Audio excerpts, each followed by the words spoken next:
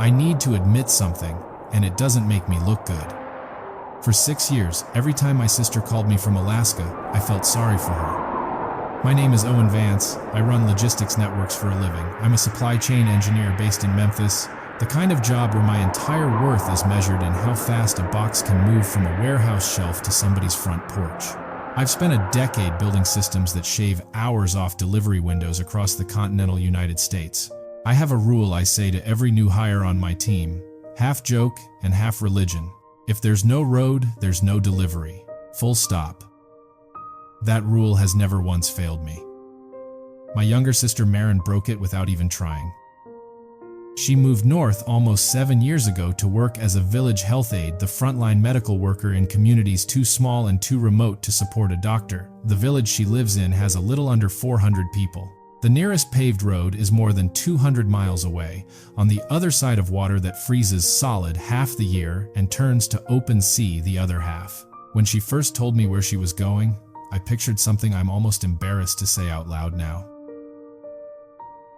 I pictured her disappearing.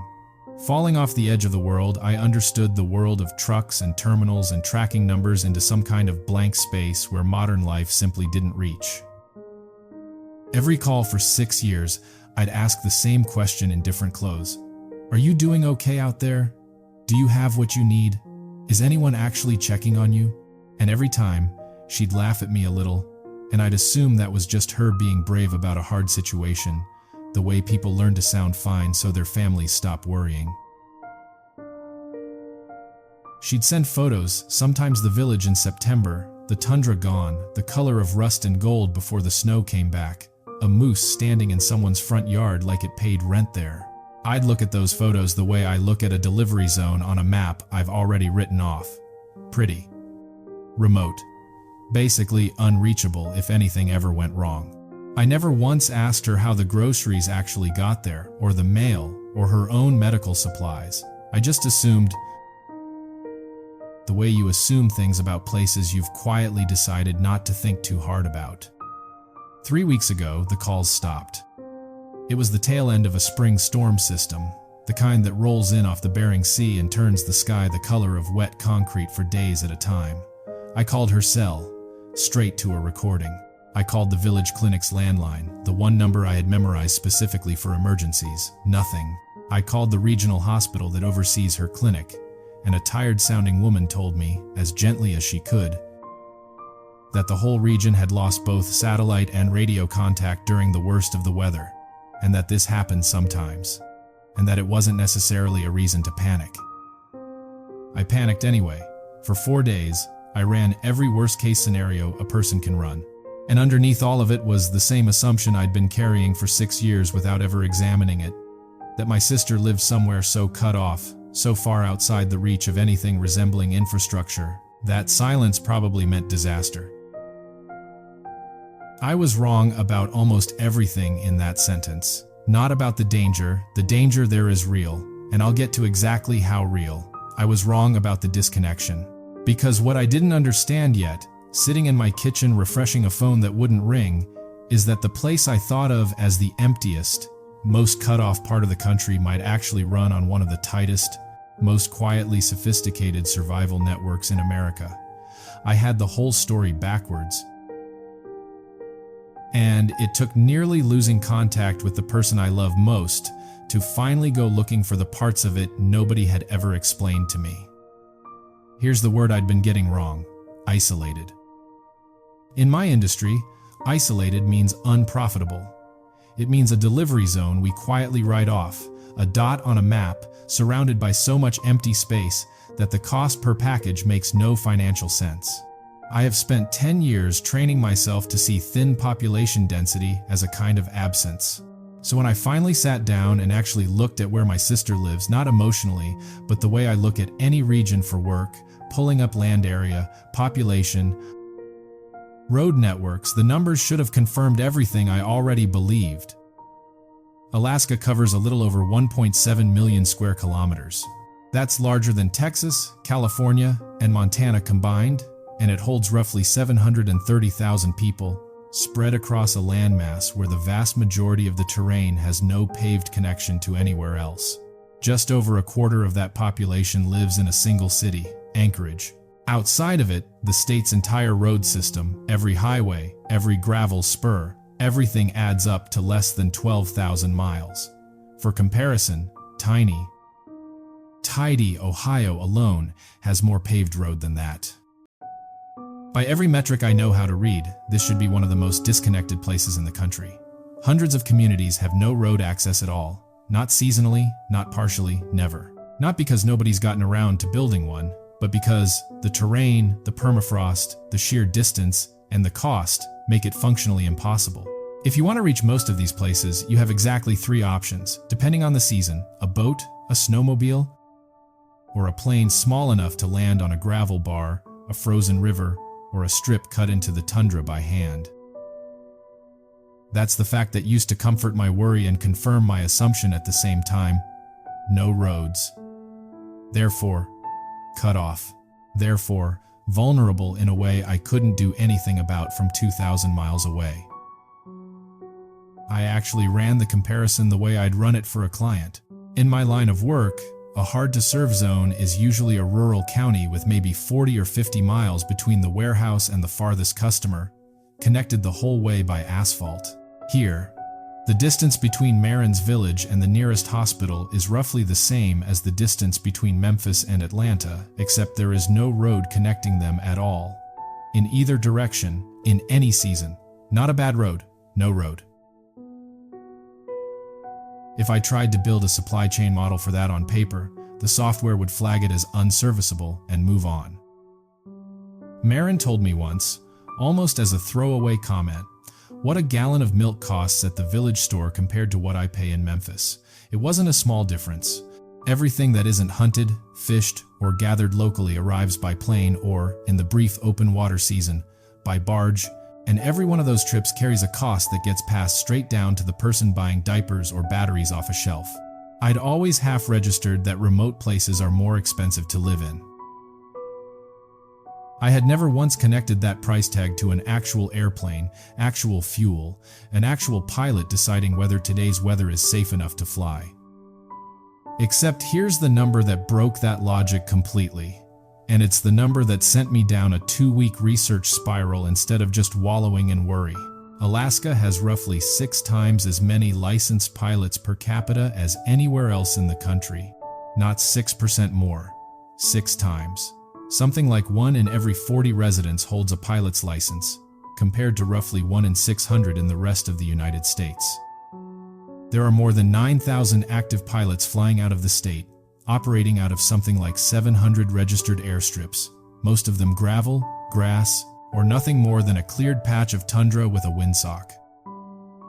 State officials estimate that more than 4 out of every 5 Alaskan communities depend on aviation just to function day to day, not for convenience, but for food, mail, medicine, and moving people to a hospital when they need one. I had spent a decade thinking of no roads as a description of absence. It's actually a description of what kind of infrastructure exists instead. The infrastructure isn't missing, it's just airborne, and it's invisible on any map I'd ever been trained to read. That reframed everything about the 4 days of silence. My sister wasn't living outside a network. She was living inside one I simply didn't have the vocabulary to see. Once I started actually researching instead of just worrying, I couldn't stop. The reason Alaska produces so many pilots isn't some cultural quirk, it's necessity, compressed over 3 generations into something closer to a public utility. Mail started arriving by small plane in the 1920s, when dog teams and boats simply couldn't move fast enough across that scale of territory. By the 1940s, what had started as an emergency workaround had become the primary circulatory system for an entire region of the country, carrying groceries into village stores, hauling fuel drums before the ice roads open, flying school teachers in each fall, flying caskets out for funerals when someone dies somewhere a hospital can never be reached in time. This is the layer nobody had ever explained to me, and it's the layer that flips the entire story. The parts of Alaska that look empty on a satellite image are often busier, in terms of daily air traffic, than plenty of small regional airports in the lower 48. A single-engine plane, the size of a delivery van, might make 4 or 5 stops a day across a chain of villages, dropping insulin at one strip, a case of diapers at the next. Picking up a patient who needs to see a specialist 300 miles south. What struck me most is that this isn't a backup system or a novelty. It's the primary system, and it has been for a century. Small planes started carrying mail into the territory in the 1920s because dog teams and riverboats simply couldn't cover the distances fast enough once the mail volume grew. Within 20 years, that emergency workaround for envelopes had quietly become the circulatory system for an entire region. Groceries, fuel, school teachers, medicine, mail, and eventually, people. Nobody voted on this. Nobody drew up a 5-year infrastructure plan for it in a state capitol building. It grew because a plane can land on a gravel bar and a delivery truck can't, and somebody had to figure out how to get insulin to a village before the person who needed it ran out. There's an entire language built around this system that has nothing to do with the language I use at work. Pilots here don't talk about last-mile delivery. They talk about weather windows, the narrow, unpredictable gaps between storm systems where visibility briefly clears enough to fly safely. They talk about going VFR, flying by what they can actually see out the windshield, because instrument approaches simply don't exist at most of these strips. They talk about freight runs the way I talk about supply chain reliability, except their reliability metric isn't cost per mile. It's whether someone's grandmother gets her heart medication before the next storm rolls in. And the system has a brutal honesty built into it that mine never had to develop. In my world, a missed delivery window means a bad customer review. Out there, a missed weather window can mean someone doesn't get antibiotics for another 5 days. There is no overnight courier as a backup plan. There's no second option quietly waiting in a warehouse 2 states over. When the plane can't fly, nothing moves, not until the sky clears. None of this comes without cost. Alaska has long had the highest rate of aviation accidents per capita of any state in the country, concentrated heavily in exactly this kind of small aircraft, unpredictable weather flying. Pilots here aren't reckless. If anything, the ones who last more than a few years tend to be almost excessively cautious, because they've watched colleagues who weren't. But the job asks something of them that mine never asks of me. A willingness to sit with a decision that has no safe default, where waiting can cost a life just as easily as flying can. This is what I hadn't understood about the silence during Marin's storm. It wasn't that nobody was watching over her village. It was that an entire fleet of small aircraft, an entire community of pilots who fly these routes hundreds of times a year, was grounded at once, waiting out the same system that had knocked out satellite and radio contact. The silence wasn't abandonment. It was an entire invisible infrastructure holding its breath at the same moment I was. I still didn't know, 4 days in, whether my sister was okay, but I understood, for the first time, what kind of system stood between her and disaster. And that system had a name I hadn't thought to ask about yet, the name of the person actually in the cockpit when the weather starts to break. His name is Denny Ivanov, and I only learned his name after everything was already over. Denny has flown out of the same regional hub for 11 years, mostly single-engine routes along a stretch of coastline dotted with villages like the one Marin lives in. He grew up in one of them. He knows which gravel bars shift after spring flooding, which strips ice over first in October, which stretch of coastline produces the worst crosswinds when the wind swings out of the northwest. Pilots like Denny aren't hired for their comfort with regulations. They're hired because they've spent a lifetime reading a landscape that changes its rules by the week. The storm that took down Marin's village communications was the same storm that grounded nearly every aircraft in the region for the better part of 3 days. On the 4th day, with the front still not fully cleared, Denny got a radio call about a 9-year-old girl in a village along his usual route, not Marin's village. One, nearby a type 1 diabetic whose insulin supply had run out a full day earlier than expected, because the previous flight carrying her refill had been scrubbed by the same weather. There is no ambulance service that reaches a village like that. There is no pharmacy to substitute, no courier who can cut through back roads to make up the lost time. There is, in that moment, a ceiling of cloud sitting somewhere between 300 and 600 feet. A crosswind gusting hard enough to make a loaded aircraft feel like a leaf caught sideways, and one decision sitting entirely on one person's shoulders: fly now.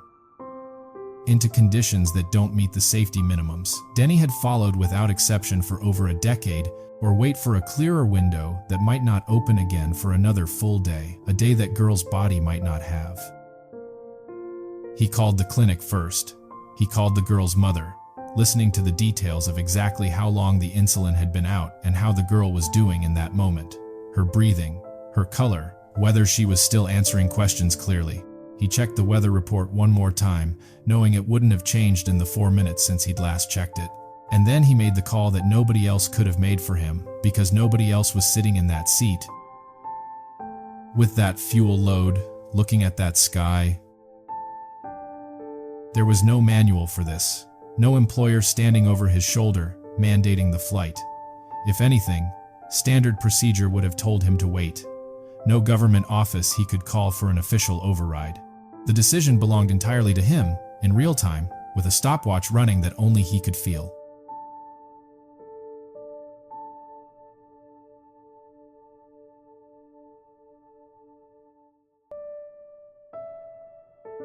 He took off into a sky the color of a bruise, flying lower and slower than he ever would in good conditions, using landmarks he'd memorized as a teenager to navigate a route he could no longer see clearly through the windshield.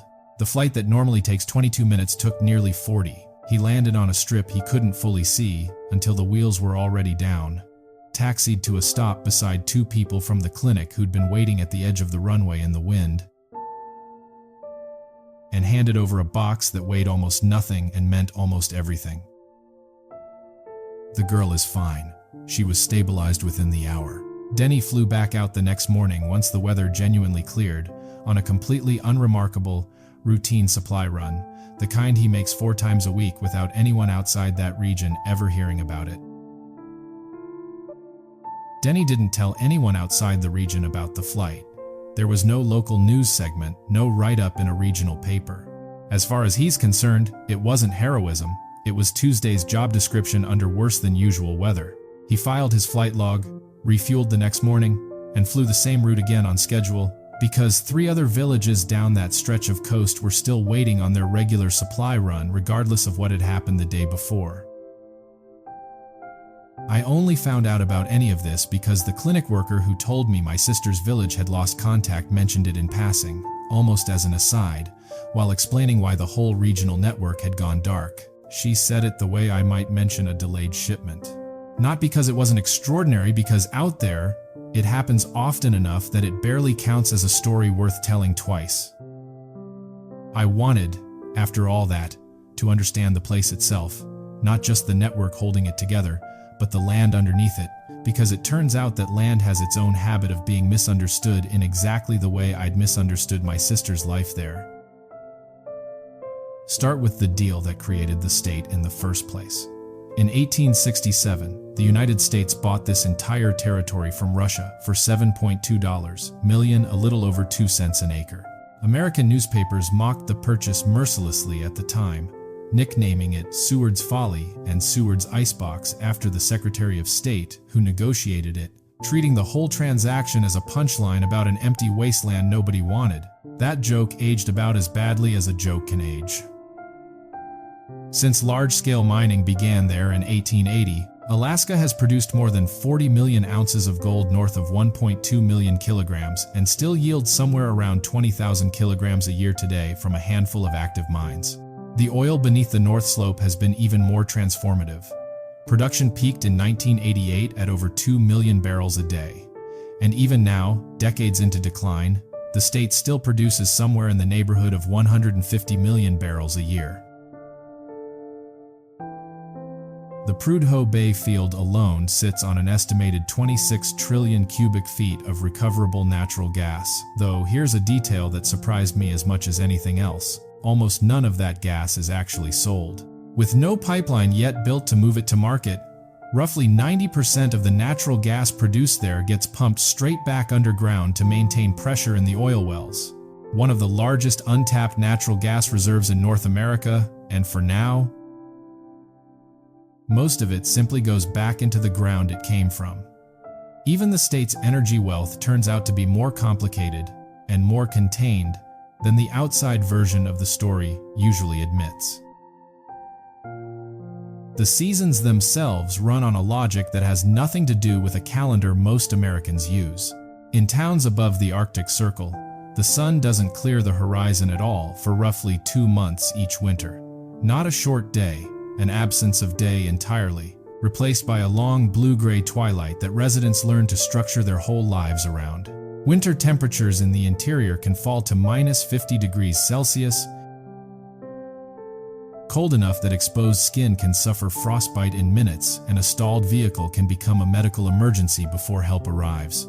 Then, 6 months later, the same sky refuses to fully darken at all, and towns hold baseball games and construction projects at hours that would be pitch black anywhere else in the country. The wildlife runs on the same extremes.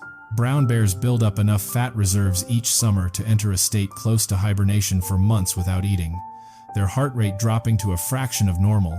Millions of salmon return each year to the exact rivers where they hatched, drawing bald eagles by the dozens to fish alongside the bears, and the nutrients from that salmon run carried into the forest in bear droppings, and half-eaten carcasses end up fertilizing the trees themselves. One ecosystem quite literally feeding another. Along the southeastern coast, the Tongass National Forest spans nearly 70,000 square kilometers of temperate rainforest, one of the largest intact stretches of its kind left on Earth, thick with moss and fog even at midday. More than 100,000 glaciers carve through the mountains, some large enough to be visible from orbit, calving into the ocean with a crack loud enough to be mistaken for thunder from miles away. The waters offshore run on their own version of that same extremity. Humpback whales and orcas move through the same cold channels that carry the salmon, and in places along the coast, sea otters do quiet, unglamorous work that an entire kelp forest ecosystem depends on without them keeping urchin populations in check. The kelp beds that shelter countless other species can collapse within a few seasons. Walrus haul out by the thousands on stretches of coastal ice that are thinning earlier every year, a detail that matters far beyond wildlife photography, since that same shrinking ice season is part of what's steadily narrowing the safe flying and boating windows communities like Marin's already depend on. None of this was new information to the people who already lived there before any of it became a headline. Inupiat, Yupik, Aleut, and Athabascan communities have read this landscape's moods for thousands of years, knowing which winds bring which weather, which ice is safe to cross, when to store food for a winter that gives no warning before it arrives. That knowledge predates the pilots, predates the pipeline, predates the gold rush entirely. In a lot of ways, it's the original version of the network I'd spent 2 weeks discovering for the first time. The gold rush itself is worth sitting with for a moment because it's such a clean preview of the same pattern. When reports of gold spread through the Klondike region in the mid-1890s, tens of thousands of people set out for a place they had almost no practical understanding of, crossing mountain passes on foot in weather that killed a meaningful number of them before they ever reached a claim. Most who arrived left with nothing. The land didn't care how badly anyone wanted what was underneath it. It simply enforced its own terms, the same way it enforces them on a bush pilot deciding whether today's ceiling is low enough to turn back. That's the thread that runs under everything else in this state's history: the gold, the oil, the fish, the fur trade before any of it.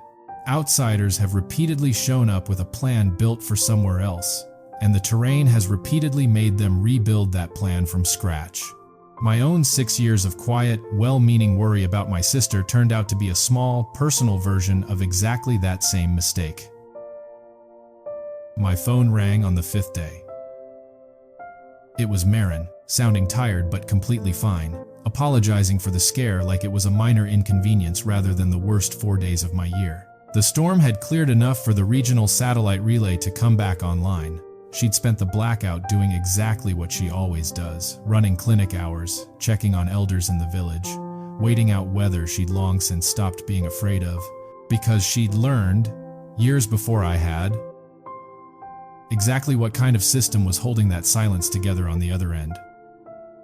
I told her about Denny. She laughed, not because it surprised her, but because to her, it was just Tuesday. "That's not even a big deal out here," she said. "That's just what the job is." That's the part I keep turning over. I'd spent 6 years assuming my sister had moved somewhere less connected than the world I knew, and I was wrong about that in the most literal sense possible. She moved somewhere connected by a completely different infrastructure, one built out of pilots instead of pavement, weather windows instead of delivery windows, communities that show up for each other because there's no corporate backup plan waiting in reserve. I had the map right and the meaning of it completely backwards. I don't think the lesson here is really about Alaska. Not only, it's about how easily I can't see the infrastructure turns into there is no infrastructure. How a gap on a map can look like an absence when it's actually just a system running on a frequency you were never taught to listen for. I run a supply chain for a living, and it took my sister going silent for 4 days to teach me that the most sophisticated network I know of isn't the one I built my career on. It's the one held together by 9,000 pilots and a few hundred gravel strips, doing quietly and without fanfare exactly what needs doing. I think about all the other maps I've looked at over the years, the same way I used to look at hers, a blank stretch between 2 dots, filed away in my head as simply empty, simply unreachable, simply someone else's problem to worry about. I don't think I'm alone in that habit. It's an easy one to fall into when the systems holding a place together were never built to be visible from the outside in the first place. A short breath before I let you go. If this story changed how you think about what remote actually means, I'd genuinely like to know what stayed with you most. Because somewhere right now, over a stretch of coastline most of us will never see on a map worth memorizing, a pilot is checking the ceiling, watching the wind, deciding whether today is a flying day and an entire community's next few days depend on an answer only he can give. Is the empty space really empty, or have we just never learned to read what's moving through it? This narrative is told through the perspective of Owen Vance, a fictional supply chain engineer, and includes the fictional composite characters Marin Vance and Denny Ivanoff. The geography, history, aviation, statistics, wildlife, and economic details of Alaska described here are real and presented as accurately as possible. The village, its residents, and the specific events involving them are fictional.